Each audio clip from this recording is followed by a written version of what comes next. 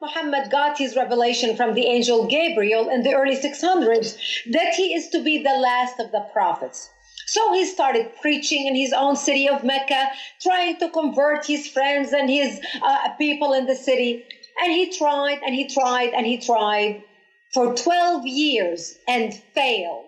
People thought he was a lunatic. They did not want to believe him. They did not want to have anything to do with him. So he was only able to recruit his immediate family and friends.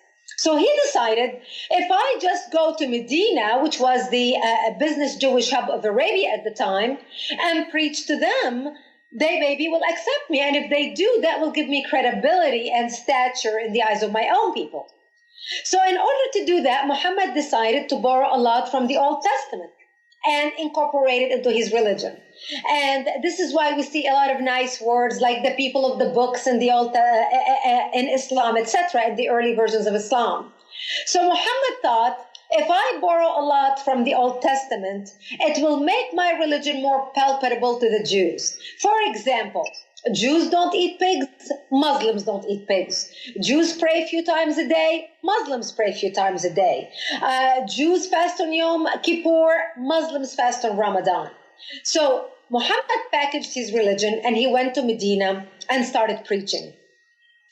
And he tried to preach to the Jews. And finally the Jews said to him, no, thank you very much. We accept you as a guest in our city. You are the prophet. Okay, fine. But we like our own religion and we're not changing. And that's when Muhammad turned from a spiritual leader into a military warrior. That's when Islam changed from being a spiritual movement for 12 years into becoming a military political movement cloaked in religion. Muhammad started expelling the Jews. He started killing them. Jews and Christians became dhimmi, or second-class status under Islam.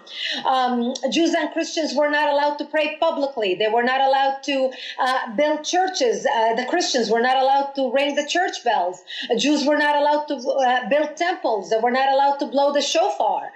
Jews and Christians were given identifiable clothing. For example, the yellow star, which was given to the Jews. The yellow star, which a lot of people think is a German invention, was actually an Islamic invention in the 9th century in Iraq by the second Khalif of Iraq, Khalif al-Mutawakkil, who came up with the yellow star for the Jews to identify them as they walked down the street. For the Christians, he came out with the zunnar, the belt, that many of you men are watching me right now wearing a belt. That belt is the Islamic